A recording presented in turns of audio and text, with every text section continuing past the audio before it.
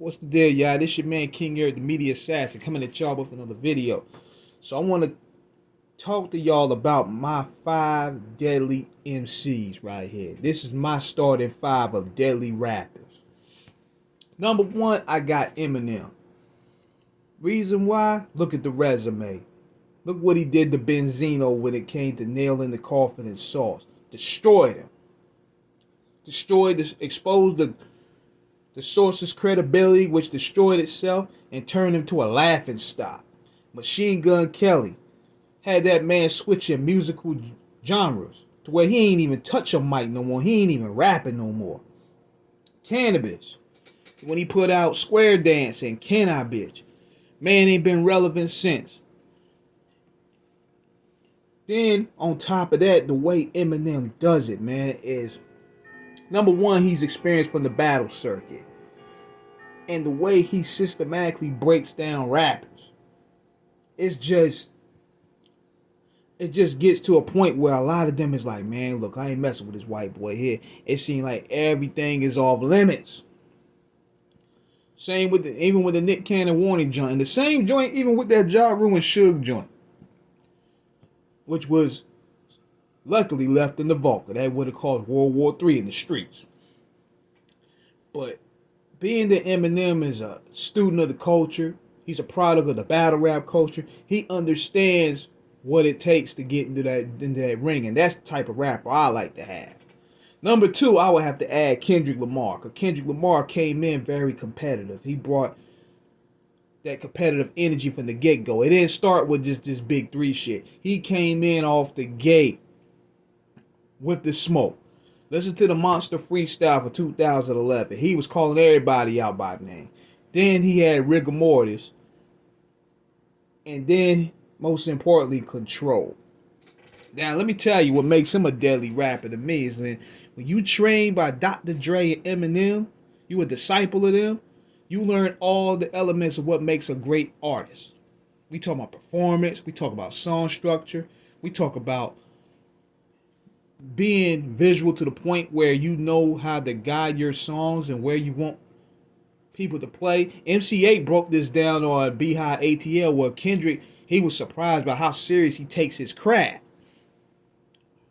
So he understands how to layer songs and make them. He's a perfectionist.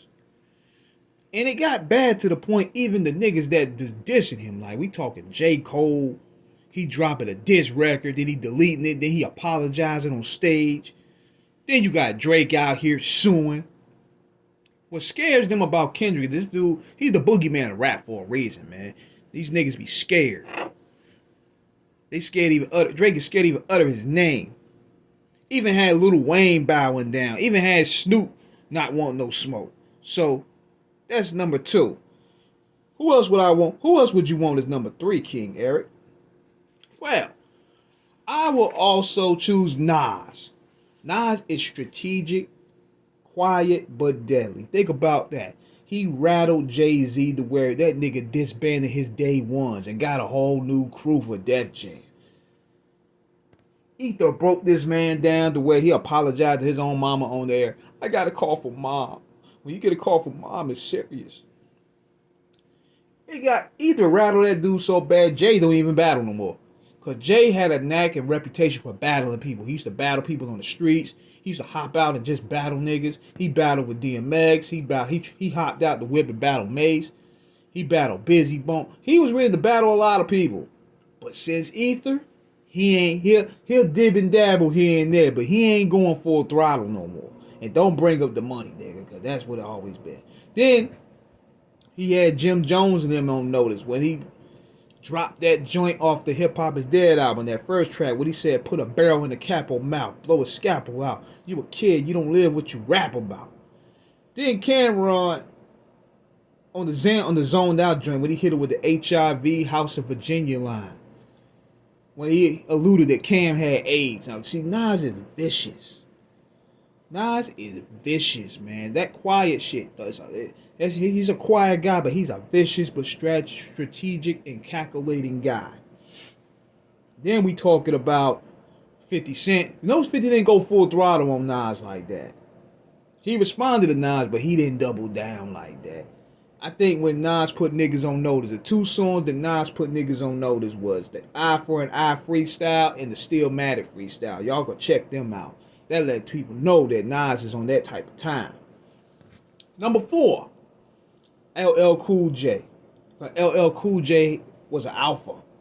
LL Cool J could make joints for the ladies, and LL could also make battle records to take your head off. Come on, bro. We talk about Break of Dawn, where he dedicated a verse to 3 niggas, Ice-T, Kumo D, and Hammer, and dissed them hard without even cussing. Then the Cannabis battle, of course, I mean, you know, he started the bullshit there. But notice this. Nobody tried to try Can LL since then. Nobody did since that Cannabis battle. And Cannabis was the new kid on the block. So people were like, man, look, if he do Cannabis dirty and he was there, would be that next king. We don't want none of this smoke. So I got LL at number 4. Now, number 5, I got Jadakiss. Why? Jadakiss had prime Jay-Z ducking the smoke. He served 50 Cent with warm-up tracks. He didn't really get gritty. Jada Styles and Sheik was doing 50 dirty, and those were just warm-ups. Then he bodied the whole Dipset in the verses. Never had a whack verse. Stood up to that weirdo demon Puffy. Threatened to throw a refrigerator on top of him.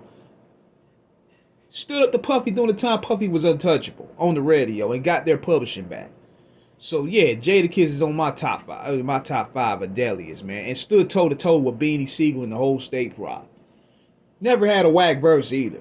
So that's my top 5 deadly MCs right there. So let me know what you guys think in the comments. Subscribe, hit the like button. Peace.